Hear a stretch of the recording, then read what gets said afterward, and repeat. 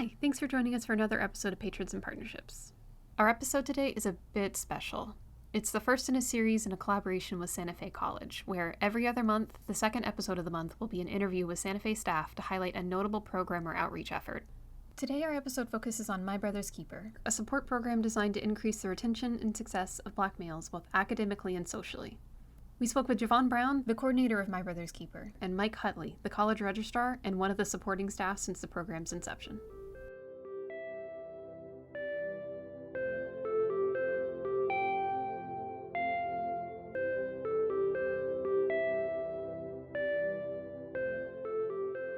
Good morning, Javan. Good morning, Mike. Thank you for joining us today. Good morning. Good to be here. Thanks for having us. Could you introduce yourselves and your program? Well, my name is Javan Brown, and I'm the coordinator for the My Brother's Keepers program at Santa Fe College. Hey, good morning. I'm Mike Hutley. I'm the College Registrar. Been involved with My Brother's Keepers since the beginning, 2006. Yes. Could you provide some more details about your program? Well, Santa Fe College, back in 2006, paid attention to the emerging research that said Black male students weren't performing as well and faced additional challenges in higher education. As a result, the men of the college came together and said, what can we do and how do we address this issue? And out of that, the My Brother's Keepers program was started. And just to add to that, like Javan mentioned, the Black male employees were called together by the then President, Dr. Jackson Sasser, to address the issues that were being discussed at that time. There were lots of statistics that came out that were talking about the plight of young Black men of that time, just not succeeding in higher education and in life in general. And out of that initial group came a strategic plan that was designed to address the issues that Javan mentioned. And from that came My Brother's Keeper. How long has it been in existence? So I know we said since 2006, but what I like to highlight about this is more so about the growth of the program since 2006. So in 2006, you had, like we mentioned, the gentlemen that were called together at the college, right? Chief among them being Mike Hutley, that's here with me today. So having Mike there from the inception of the program and to be a mentor, and I will even share with you, I was a student in the program too, right? So looking at coming full circle, now not just as a mentor as a student, now as a mentor as a colleague and an employee at the college. So having that type of example there shows to the continuity and support that's been developed at the college. So in 2006, it started without a full-time employee. The college's goal was get started. Do not wait for everything to be perfect or all the conditions to be just right. Get started and we will develop as we go. And from a student perspective, looking back, I'm grateful that they did. Did not wait for it to be perfect, but just got it started. Because in that, the program grew from volunteers to a part-time specialist to an advisor to a full-time specialist. Now there's a full-time coordinator and additional support across the college. As the network grows, as the support grows, and as the college itself continues to improve, the support for the program and the network, right, that support network at the college continues to grow with it. So that's what I want to highlight, and just not that it's been around since 2006, but it's continually been growing in the support it provides. And you're a success story of the program who's paying it forward now. Did you want to talk about your experience with the program as a college student? I am so biased with this question. I'll tell you right now, I am. There's no way around it. So first I must say I started my collegiate quest in Miami-Dade County. And then I went to explore Broward County, right? And it just wasn't going to work for me. And I found online, I was searching, I still remember to this day, Spring Bee, because I was set in my mind, I'm going to school now and I'm not going to wait. It will be in person and I'm not going to wait till the summer. I just returned from a deployment overseas supporting Operation Iraqi Freedom. So I needed to be in school, brick and mortar. I needed to wave at the professor and say, help me, I'm not getting it. And everyone was telling me to start in the summer. I found it unacceptable. So when I found Spring Bee online, that's it, decision made. I checked, it's a public school. Oh, Santa Fe, here we go, 20 days. And in 20 days, here I am at the college. I'm like, why can't all these other schools have options like this? So that's how I started at the college. And then the support provided through the program. We had back then a part-time specialist, and she was very involved. And we had folks like Mike Hutley and Captain Woods, the police. At the time, he was Lieutenant Woods, that would drive around and see, you can't get away from him. He's like, why are you not in class? What you doing? He's like, now you know we're all just hanging out. There's no classes today. Well, you better be doing something productive. It's that familial tie, someone calling out to you, that really was the support outside the classroom. A community that encourages you to do better. So hence the name, My Brother's Keeper. What are the missions and goals of My Brother's Keeper?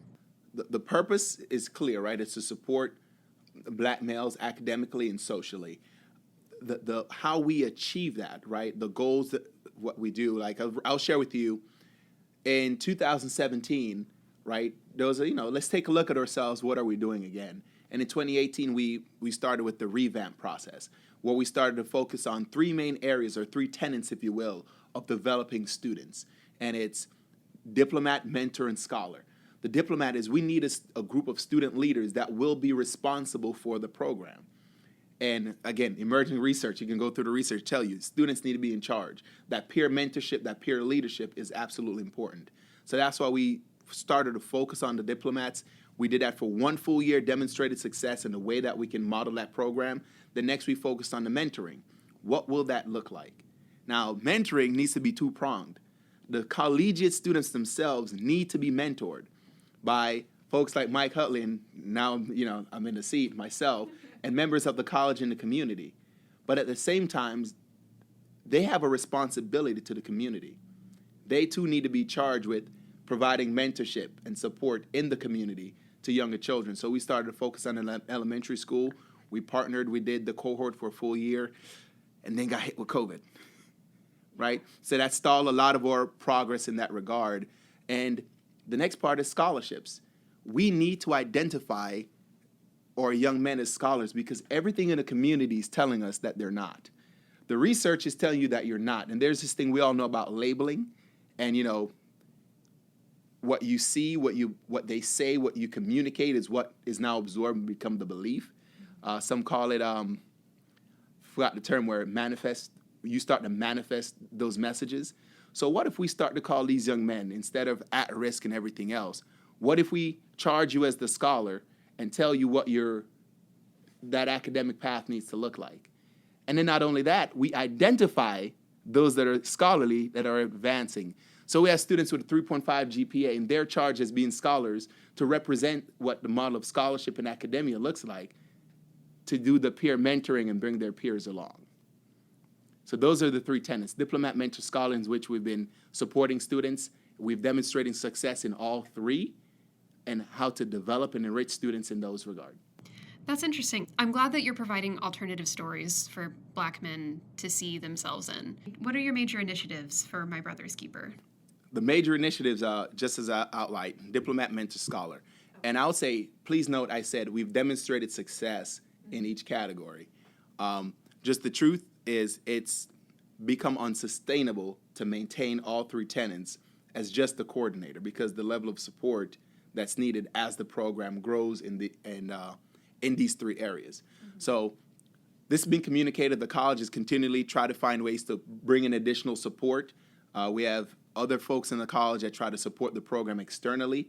However, it's just not sustainable, right? So demonstrating success and sustaining the success is not a challenge in those regards, because now that we start to grow and focus in three different areas, you need additional personnel to support that type of growth.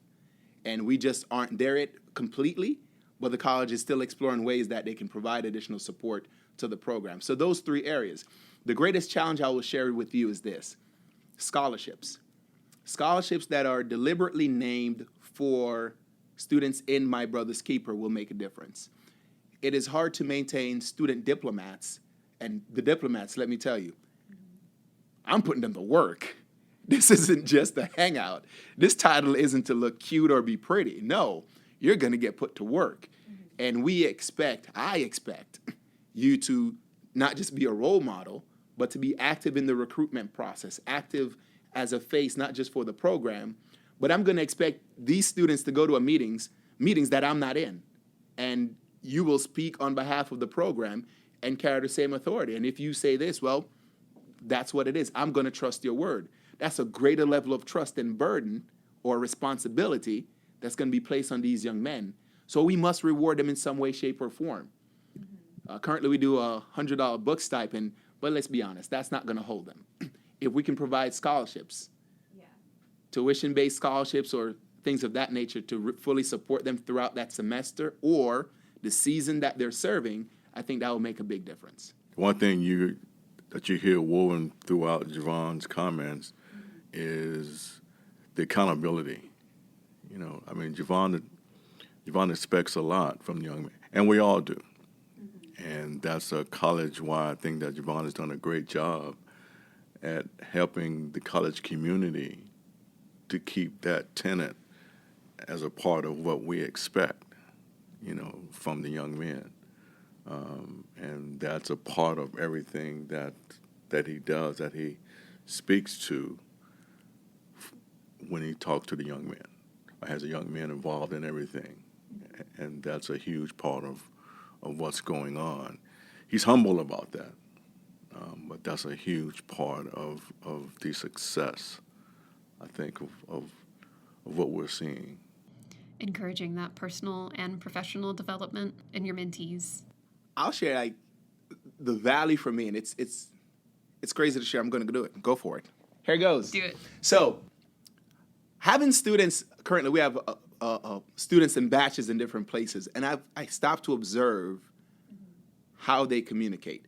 While they were here at Santa Fe College, they were strangers. They literally came as strangers one came from Las Vegas, one from Miami-Dade, the other one from somewhere close to St. Augustine area, right? 3 completely different guys from different places.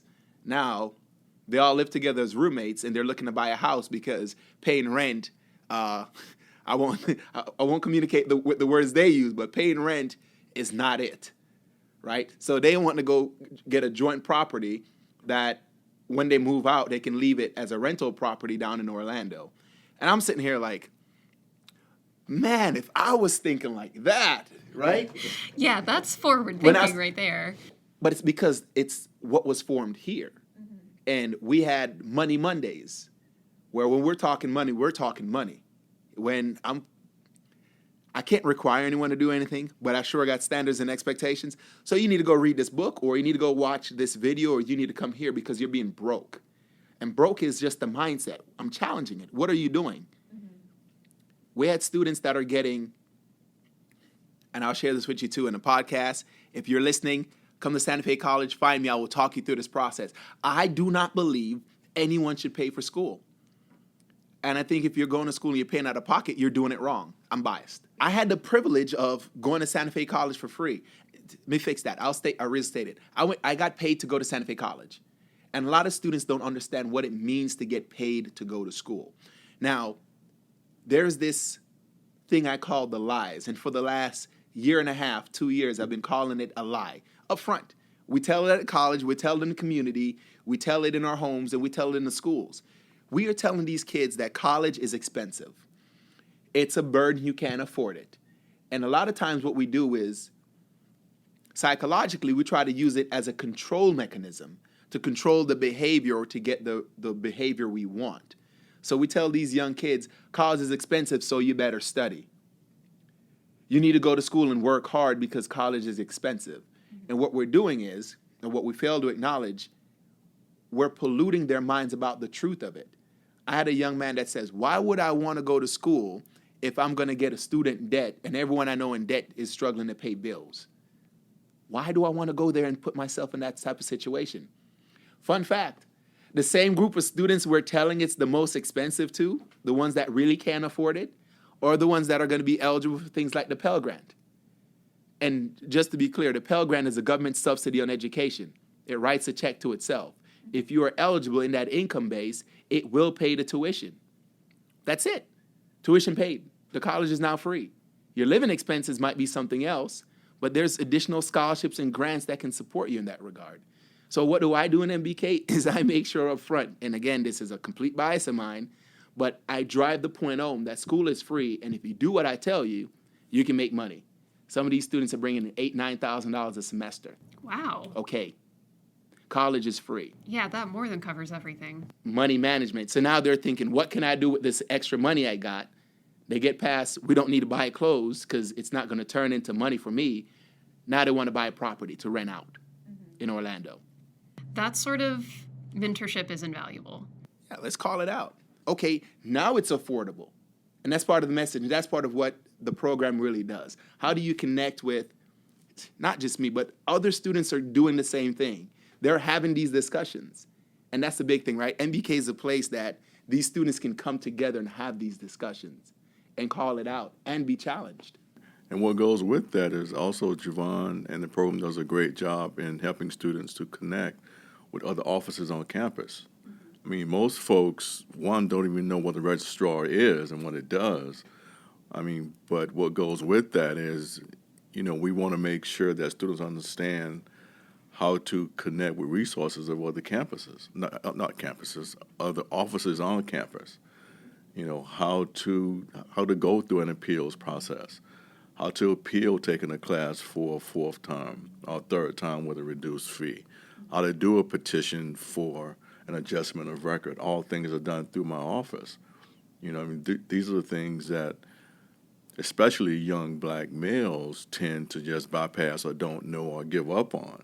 You know, these are the things that we don't want to have happen.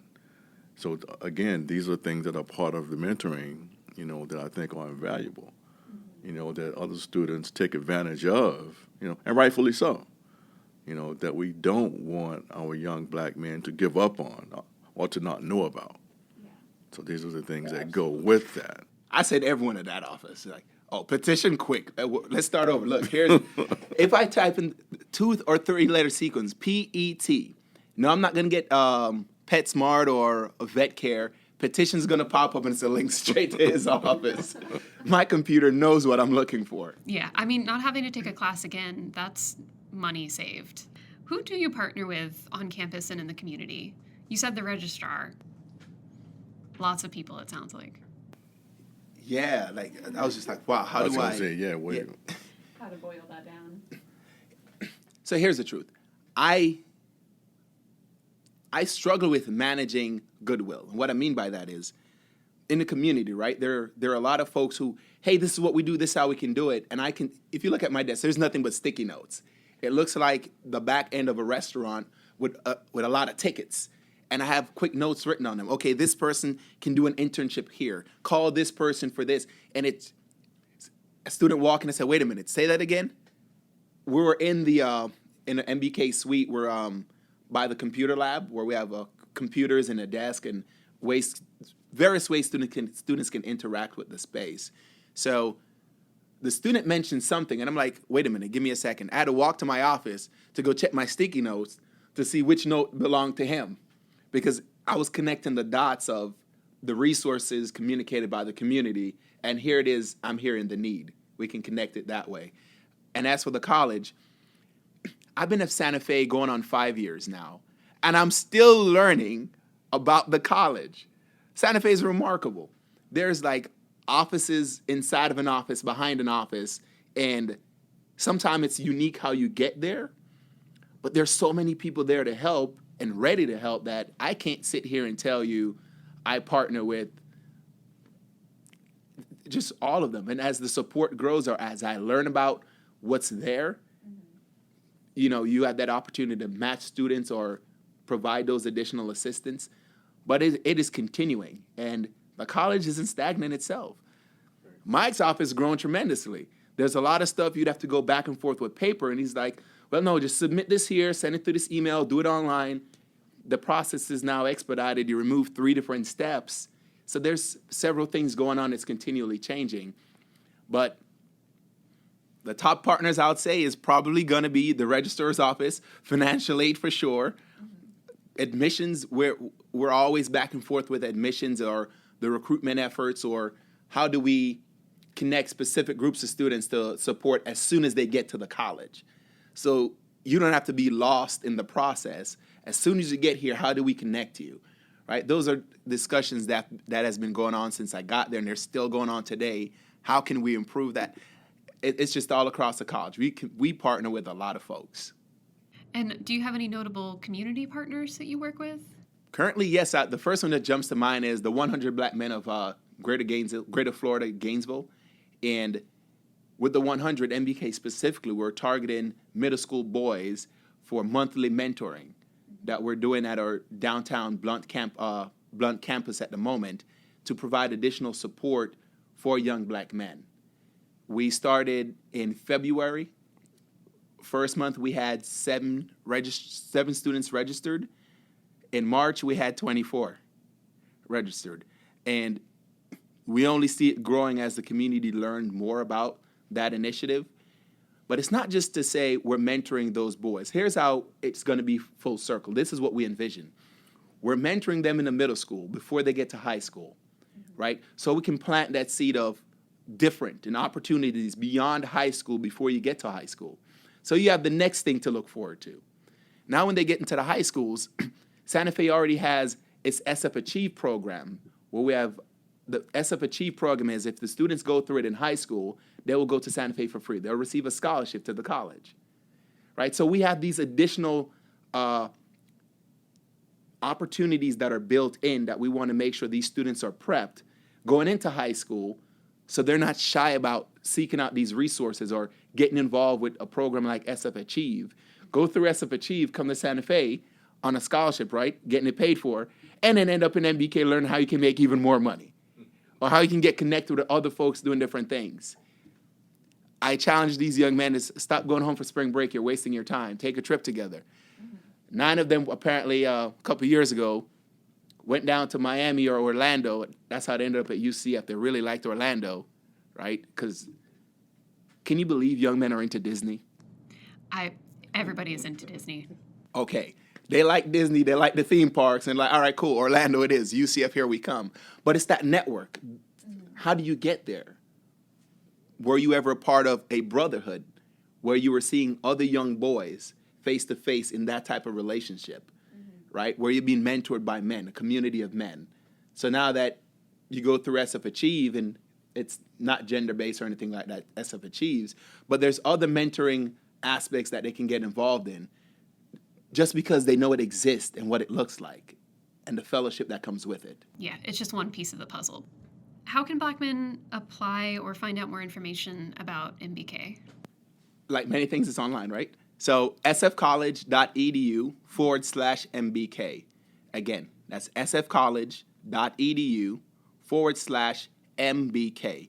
And right there on the page, you'll see quite a few of the things that we do. I'll be honest with you, it is no way encompassing of everything that we do, right? It's just, here's some of the things that goes on in the program to give you a general overview. For those who want to join the program, MBK is a collegiate program. So it's for men at the college, right? So just to make sure that's clear. And there's a tab right there on the front screen, Join MBK. They fill it out. It's a 2-minute application, and I'll get the information and get them connected. Now, for members in the community who, and I get these messages all the time, how can my son get involved, right? And I'll just tell them to email the college, email the program, at mbk@sfcollege.edu. The email is mbk@sfcollege.edu. And we'll respond based on the need and see how we can support that family or that child. Okay. That's awesome that you still work with people, with young men who aren't part of Santa Fe. Remember earlier when I said the collegiate students are responsible and charged with the mentoring and connecting and being responsible for the community? So that's how we tie that together. And then the program itself, we do events that are targeting the community because of that same responsibility. So recently we did the Black Male Enrichment Conference, which focused on 7th through 11th graders to provide them support and expose them to the college-going culture and atmosphere at the college. And in the fall, we'll do our Student for a Day, where we'll bring seniors onto campus, specifically seniors, and that's a different experience, and showing them the ins and out, point at the offices like, that one right there. Make friends. Everyone in that room is your friend. If they don't like you, you like them. They are your friend, doing that little extra so they understand, okay. Mm-hmm. And I'll even share with you, I shared this is the first time I'm sharing this one with Mike. We had a student about a month or two ago, came to the college, never signed up with MBK, and he came with the student for a day. Lo and behold, he went and he made friends in all the offices. So now I'm asking him, so wait a minute. You made friends in all the offices, but you never came to MBK. He goes, well, I thought about it. I'm like, so you know what? Next time we're going to tell him, come to MBK, because maybe we need to say that explicitly. He went to financial aid. He was doing perfectly fine. And it's because he came to this event. Even though he didn't connect with the program when he got to the college, he still knew how to navigate the college. Mm-hmm. And I find that in itself to be powerful. Regarding events, are there any upcoming events that MBK is putting on? Yes. So a lot of stuff we do will be internal and focused to the students on campus. Mm-hmm. So in April, we have the Police Student Dialogue coming up, where it's a really unique event. We used to do several years before, and then with the pandemic right before that and extended. So a lot of things that we're getting back in the groove of doing. And it's even more important now, especially with the things that we all sat and saw, right? With those experiences that are now being amplified. And I like to share that what the community in the world is now seeing, because apparently America didn't know it, is not new to the Black experience. These are things that Black people have continually been communicating. They've been telling these stories day in and day out. The difference is now it's being caught on camera, and now we can't hide from it. And now those who may have disbelief in what they heard, now that they're seeing it for themselves, they can no longer hide behind ignorance. They have to own that truth. These young men, right, are now being peppered or forced these images that they've already been hearing. But it's to realize that, yes, there's problems with policing, but the individual might not be your problem. So you can't, just as we're going to say not all Black men are bad, I'm going to tell you not all cops are bad. And for me, I don't believe in good versus bad. I think you just have people who do good things and bad things. So I don't struggle with that dichotomy, but it's for them to learn that, yes, there are people that you can interact with just the same and learn some of those challenges, have the difficult discussion. I never shy away from it, but we're going to have it in a healthy way that we can learn from each other and grow. And that's what the Student Police Dialogue will do. It's being facilitated by an outside organization that we've worked with before. They do a great job. And we're partnering with the Santa Fe Police Department. We're going to have other agencies from throughout the city and the county come up and participate. So it's one of those enriching experiences that we all get to learn and grow and face some uncomfortable truth and work through that process together and emerge as a cohesive unit or someone that can have a discussion versus there's this innate fear or me versus you just because I look at you. So those are some of the things that goes on in the program. Okay. Is there any other information that you would like to provide? I think we've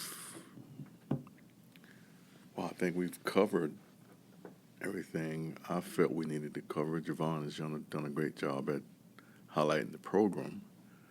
Especially since it seems like it's a very difficult program to boil down to a 30-minute program. I jokingly say I don't know half of what I do. I mean, Javan can go all day. I mean, we can give him all day and he can go.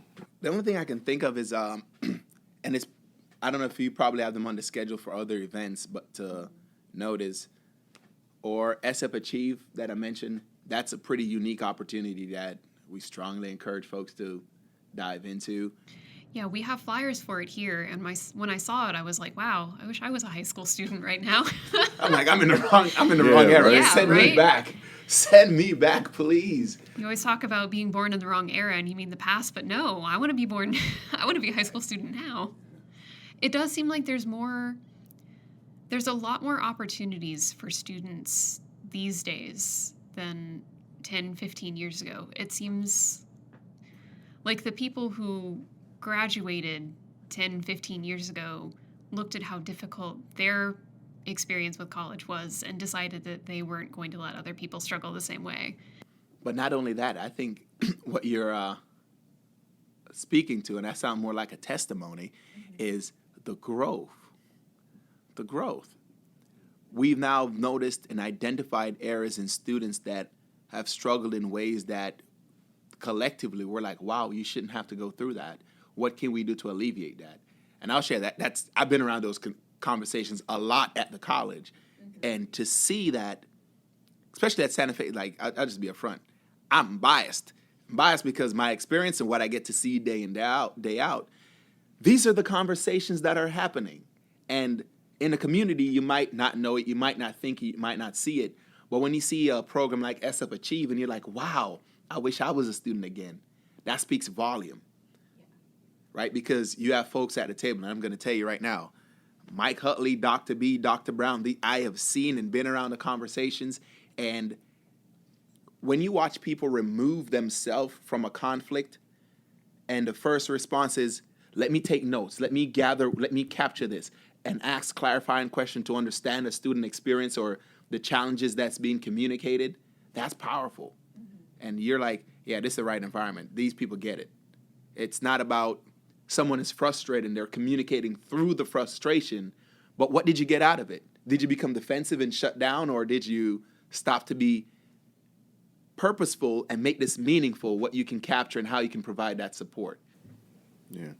Coming to the table as a problem solver. I mean, the college is always trying to find the barriers we can remove. You know, we're always looking for those, even when it comes to processes.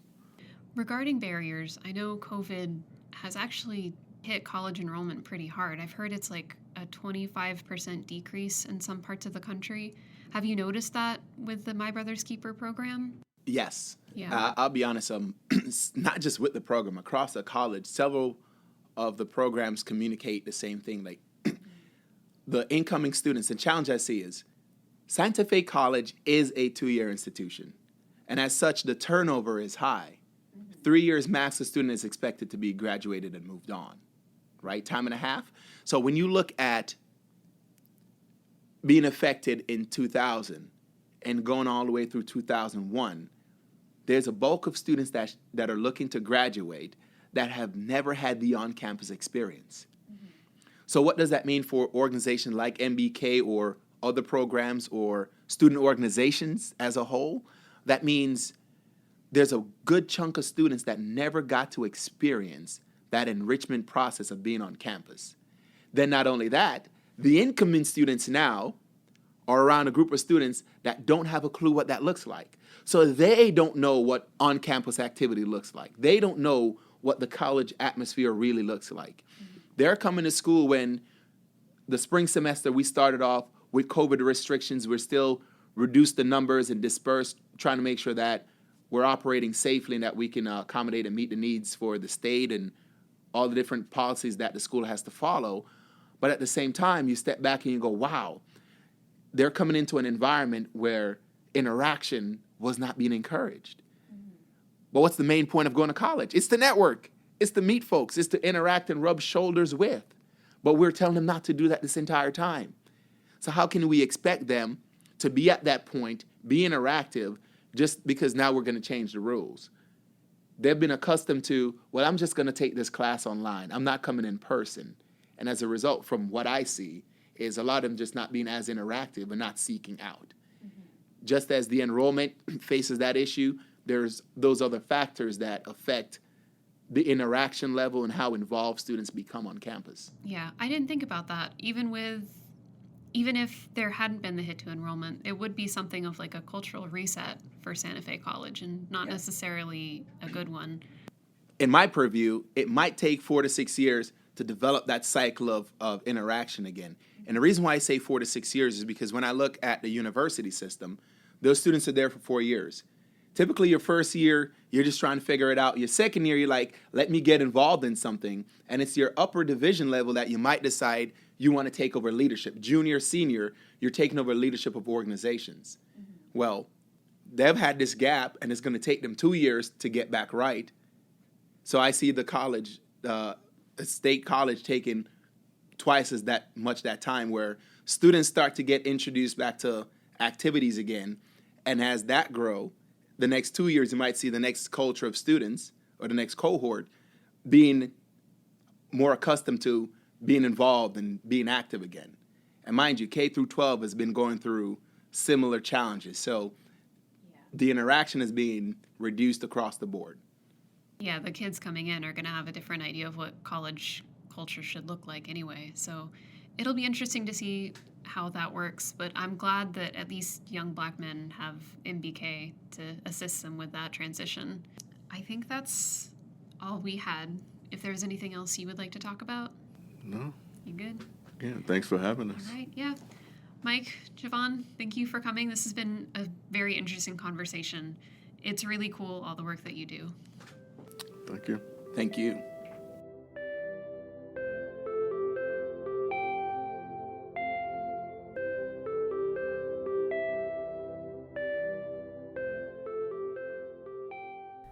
Thanks for listening to Patrons and Partnerships. We hope you enjoyed this special episode.